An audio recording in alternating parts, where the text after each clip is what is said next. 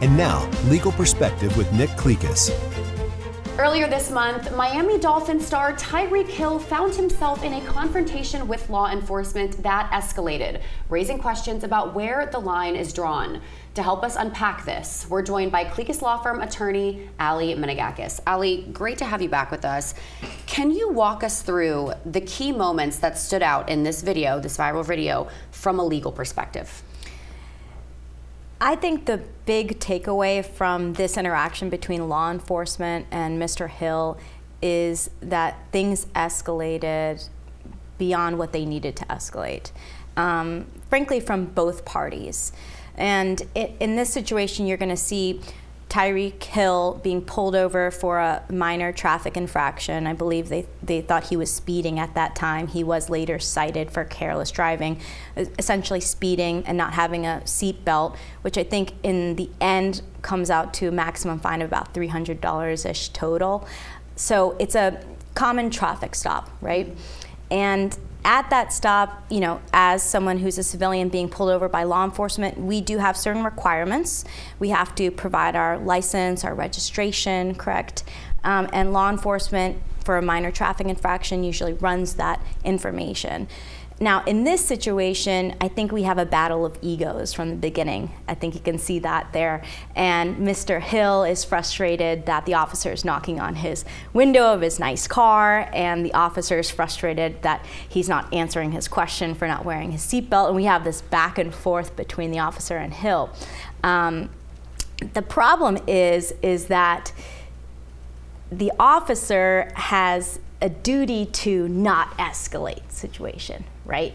As a civilian, should we be polite and cooperative with law enforcement? Of course. Should we be respectful? Yeah, it helps. We don't want to get more tickets, right?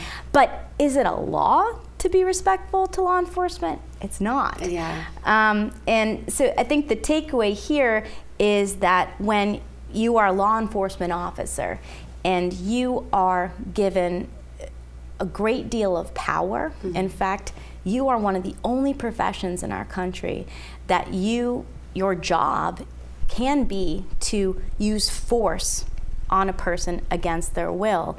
That comes with a lot of responsibility, and you have to be professional in every situation. So how does the law view the police conduct that we saw in this video? I mean, do we think the cops are going to get in trouble? Are they able to get in trouble because of this? Would it be because the video went viral, not because of the interaction itself? Anytime that law enforcement uses force against a civilian, it has to be two things. It has to be justified, and it has to be proportionate. Also should be the last resort. So when we're looking at can someone get in trouble, well, there's two ways to get in trouble, right? There's legally, you could get sued, or you could get charged with something, and then there's the professional setting here, which is his agency. From a legal perspective, you know, it does come down to discretionary interpretation by the courts. And a lot of times, you know, I've had, as a defense attorney, had many cases where I would argue that there was excessive force and the officer shouldn't have done this or that. But a lot of times the officers argue that it's officer safety they're concerned with, and a lot of times judges side with that. But I think that this case, this situation, Mr. Hill was being disrespectful. He wasn't immediately being cooperative, as the agency said, but I don't think that justifies being handled in that way, pulled out of your car and thrown onto the ground. And now you mentioned excessive force. So as, you know, a defense attorney, when you're reviewing arrest videos like this, defending a client, is that what you look for, excessive force? What else do you look for? Well, we look for justified reasons to seize someone, to put your hands on someone. You look for the reason someone is pulled over by law enforcement, the reason someone is pulled out of their car. Do you think it was justified from what we see on the video? I think that it was more a battle of egos.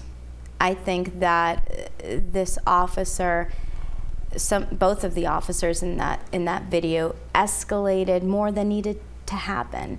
And the reason I think this is important to talk about, this might not seem like a big situation. No one was critically injured, thank God. No one was killed, thank God. But this is a situation that happens every day across our country. And I feel like the public looks first at Mr. Hill and says, this wouldn't have happened if you were respectful. This wouldn't happen if you were yes sir, no sir, right? And maybe that's true. But we need to be holding our law enforcement to a higher standard than a civilian, to a higher standard than to a celebrity or to a professional athlete. And the reason we need to do that is because they are one of the only professions in this country that they are allowed to use physical force, critically injure, and even kill people. So if you or I in our professional settings were disrespected by someone, or let's say the person at your local Starbucks that works there is disrespected by a customer, that's not an excuse for us to use force. It's not an excuse for us to be disrespectful in turn. In fact, we could get fired for that. We could. So I think we use different standards when it comes to law enforcement sometimes. Yes, and it will be very interesting to see how this case plays out. Of course, Clekis Law Firm, 843-900000000, and we look forward to having you back on the show next week. Allie, thank you so much for joining us. Thank you. We're back after this. This has been Legal Perspective with Nick Clekis.